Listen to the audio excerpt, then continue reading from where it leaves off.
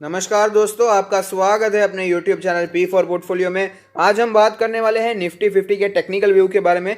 Weekly analysis करेंगे और साथ ही साथ जून का महीना खत्म हो चुका है, एक मंथ की कैंडल भी बन चुकी है, उसके बारे में भी बात करेंगे। आगे आने वाले दिनों में कौन से सपोर्ट्स और रेजिस्टेंस हमें दिखाई दे सकते हैं उसके बारे में जानेंगे, और एज अ इन्वेस्टर हमें ऐसे माहौल में क्या करना चाहिए उसके बारे में भी थोड़ी चर्चा करेंगे। लेकिन उससे पहले अगर आपने चैनल को सब्सक्राइब नहीं किया है तो प्लीज़ सब्सक्राइब कीजिए और रेगुलर अपडेट्स पाने के लिए नोटिफिकेशन बेल को प्रेस कीजिए। साथ ही साथ टेलीग्राम चैनल को भी ज्वाइन कीजिए जिसकी लिंक डिस्क्रिप्शन बॉक्स में दी गई है। तो चलिए बात करते हैं निफ्टी 50 के बारे में।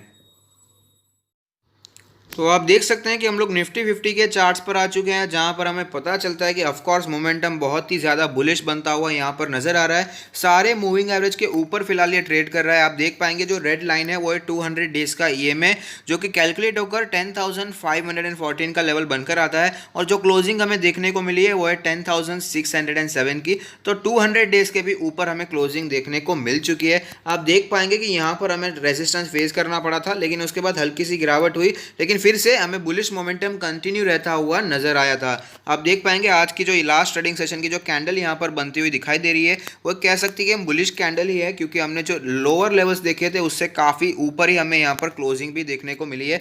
भले ही ओपनिंग जो प्राइस हुई थी उससे हमें नीचे क्लोजिंग देखने को मिली है, लेकिन अपने लो से ये काफ़ी ज़्यादा ऊपर आ चुका है। तो हम एट लास्ट कह सकते हैं कि ये एक बुलिश कैंडल है, लेकिन ज़्यादा यहाँ पर कंक्लूड करने के लिए कुछ दिखाई नहीं दे रहा है। अब बात कर लेते हैं इंडिकेटर्स के बारे में। अगर बात करें इसके आरएसआई के नंबर के बारे में, तो आरएसआई का नंबर जो कैलकुलेट होकर आता है वो है 68.11। तो आप देख पाएंगे यहाँ पर अच्छी खासी स्ट्रेंथ डेमोन्स्ट्रेट कर रहा है आरएसआई का नंबर, लेकिन इसके साथ साथ हमें थोड़ा कॉशियस भी हो जाने की ज़रूरत है, क्योंकि इसी के आसपास बहुत बार आरएसआई ने यानी कि निफ्टी 50 ने रेजिस्टेंस फेस किया है और वापस हमें नीचे आता हुआ दिखाई दिया है निफ्टी 50।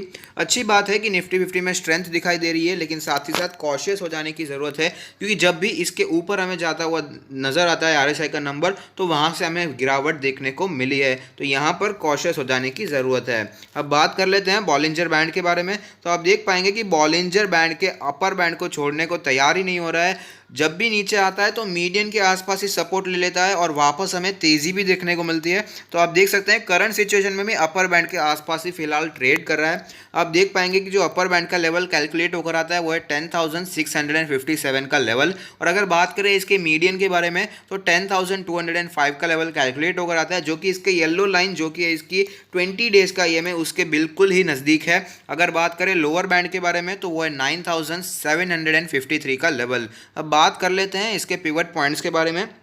तो आप देख पाएंगे जो पिवट लेवल कैलकुलेट होकर आता है वो है 10,133 का लेवल। अगर ऊपर के लेवल्स के बारे में बात करें तो यहाँ पर सबसे पहले 10,722 का पिवट रेजिस्टेंस इसे फेस करना पड़ेगा। उससे ऊपर जाए तो 11,142 का लेवल दिखाई दे रहा है। हालांकि सबसे पहला जो रेजिस्टेंस है वो होगा इसका 10,700 का लेवल। उससे नीचे जाए, नीचे के लेवल्स के बारे में बात करें तो यहाँ पर 9,713 का लेवल भी दिखाई दे रहा है, जो कि इसके लिए सबसे बड़ा सपोर्ट बना रह सकता है। लेकिन फिलहाल का जो मोमेंटम बना हुआ है वो बुलिश है, इसलिए ये लेवल आने से पहले हमें पिवट लेवल जो कि है 10,133 उसी के आसपास सपोर्ट एक्सपेक्ट करना चाहिए।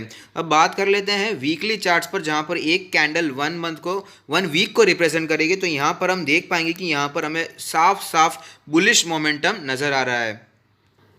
पिछले कई हफ्तों से यहाँ पर हमें सिर्फ और सिर्फ बुलिश कैंडल्स दिखाई दे रही है। आप देख सकते हैं काफ़ी हफ्तों से यहाँ पर बुलिश कैंडल्स ही है। यह रेड कैंडल जो हमें दिखाई दे रही है वो भी एक तरह की बुलिश कैंडल ही है, क्योंकि इसका जो लो बना था उसके काफ़ी ऊपर हमें क्लोजिंग देखने को मिली थी, यानी कि सेलिंग प्रेशर से ज़्यादा बाइंग प्रेशर हमें देखने को मिला था, जो कि साफ साफ दिखाता है कि यहाँ पर बुलिशनेस बनी हुई थी। और आप देख सकते हैं उसके बाद भी अच्छी तेज़ी हमें देखने को मिली है। अगर हम पिछले 2 वीक्स के कैंडल्स के बारे में बात करें तो आप देख पाएंगे कि हमें जो क्लोजिंग देखने को मिली है वो इसके 200 वीक्स के मूविंग एवरेज के ऊपर देखने को मिली है। लेकिन आगे हमें जो रेजिस्टेंस भी फेस करना पड़ सकता है उसके बारे में भी बात कर लेते हैं। तो आप देख पाएंगे जो ब्लू लाइन है वो है 100 वीक्स का ईएमए, उसी के आसपास इसे रेजिस्टेंस फेस करना पड़ेगा। अगर तेजी कंटिन्यू रखनी है तो 100 वीक्स के ईएमए को पार करना पड़ेगा और वहां पर सस्टेन भी करना पड़ेगा, जो कि लेवल कैलकुलेट होकर आता है 10,723.33 के आसपास का लेवल।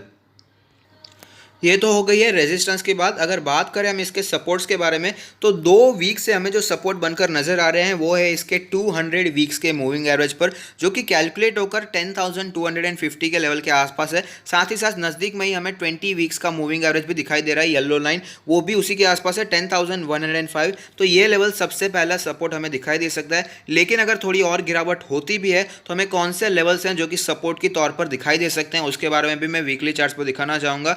आप देख सकते हैं पिछली जो ये वीक की जो हमें कैंडल देखने को मिली थी, उसका जो लोअर वीक है, जो वो लेवल है 9,750 का, वो इसके लिए बहुत ही ज़्यादा इंपॉर्टेंट सपोर्ट है अगर इसमें गिरावट आती है, क्योंकि हमने देखा कि पिवट पॉइंट्स पर भी वो सपोर्ट बनकर आता था।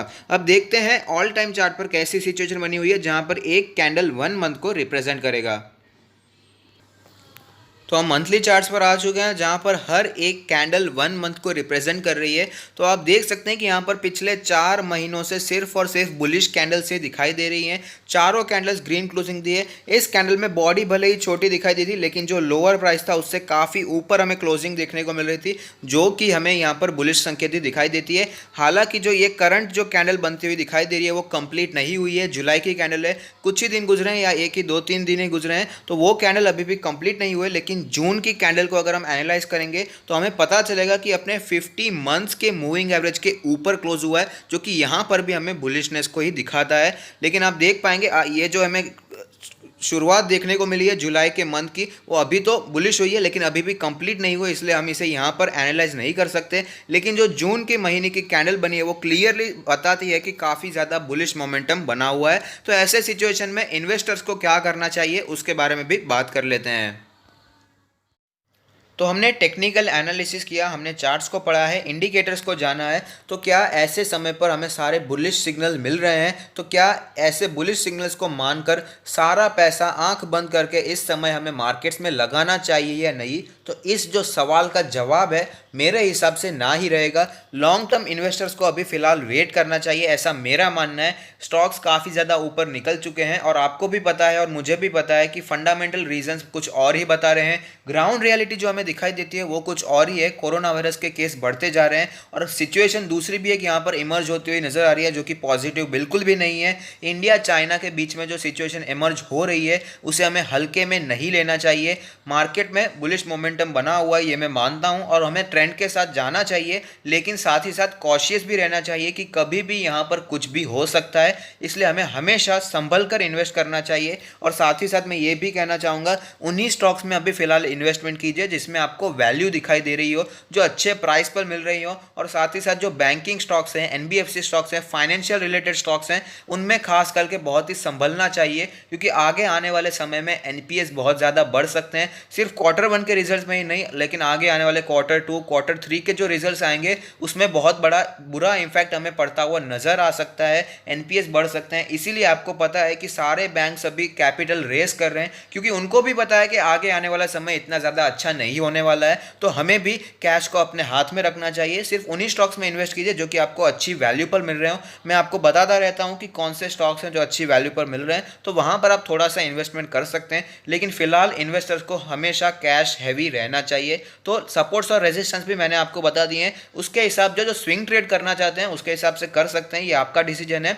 लेकिन लॉन्ग टर्म इन्वेस्टर जो कि लेकर भूलना चाहते हैं उनके लिए ये समय सही नहीं है, उनको करेक्शन का वेट करना चाहिए। वीडियो को समराइज करने से पहले मैं फिर से आपको रेजिस्टेंस और सपोर्ट का लेवल्स बताना चाहूँगा। तो हमने देखा है कि जो बॉलिंजर बैंड का लोअर बैंड था, साथ ही साथ जो पिवट पॉइंट्स पर पहला सपोर्ट बनकर आता था, साथ ही साथ वीकली कैंडल्स पर जो 2 हफ्ते पहले की जो कैंडल बनी थी उसमें जो लोअर पॉइंट था वो सारे लेवल्स जो हमें बताते थे वो थे 9700 के आसपास के लेवल। 9700 से 9800 के बीच में ही वो सारे लेवल्स दिखाई दे रहे थे। तो ये लेवल बहुत ही इंपॉर्टेंट है, इसके लिए लॉन्ग टर्म का सपोर्ट यही माना जाएगा। अगर हमें गिरावट देखने को मिलती है और वो लेवल टूट जाता है तो हम कह सकते हैं कि यहाँ पर फिर से अच्छी खासी गिरावट हमें यहाँ पर देखने को मिल सकती है। तो इस लेवल को हमेशा ध्यान में रखें। लेकिन उससे पहले भी हमें सपोर्ट्स दिखाई देंगे, वो कौन से हैं वो भी मैं आपको फिर से दिखाना चाहूँगा। तो ये यही है 100 डेज का ईएमए और 20 डेज का ईएमए, जो कि कैलकुलेट होकर 10,100, 10,200, 10,250 के आसपास पिवट लेवल भी देखने को मिला। उसी लेवल के आसपास हमें फिलहाल सपोर्ट की एक्सपेक्टेशन करनी चाहिए।